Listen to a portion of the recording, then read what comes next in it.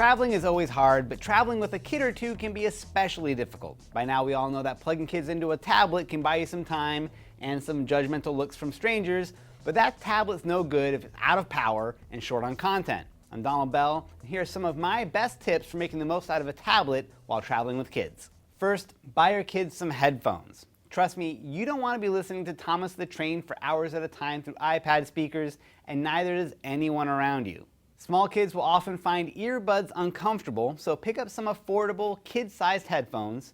For a grade school age kid, a closed-back pair of Panasonic RP-HTX7s will keep sound from bleeding out, and they're comfortable to wear for a long haul. If two kids are listening to the same iPad, a $5 headphone splitter is pure gold.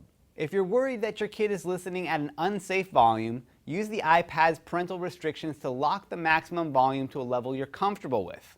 Also realize that the tablet is only good if the battery isn't dead. So bring your charger, bring an in-car charger, maybe even invest in a portable charging pack. And understand how to conserve the power you have. Put the tablet in airplane mode, keep the brightness down, and know that games will typically drain battery power 2 or 3 times faster than listening to music or watching video.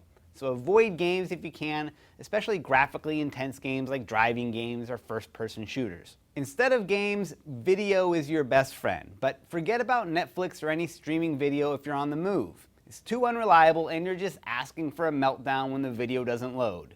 Instead, download videos ahead of time. It can get expensive, but there are ways to save money. For TV shows, buying an entire season will save you a few bucks over buying shows individually. Even better, look for the option to download in SD. The standard def version can be substantially cheaper, and it's nearly impossible to tell the difference on an iPad. Also, keep in mind that some kids' shows are short, so a whole $15 season can often take less time than one $5 movie.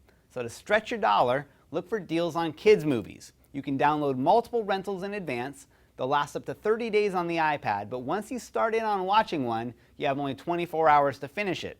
In addition to rentals, it's worth paying full price for a few tried and true gems that can stand up to repeated viewings.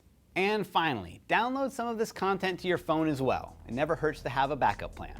So there you go. That's my best advice for when you're trying to prepare your tablet for a long trip with a kid or two.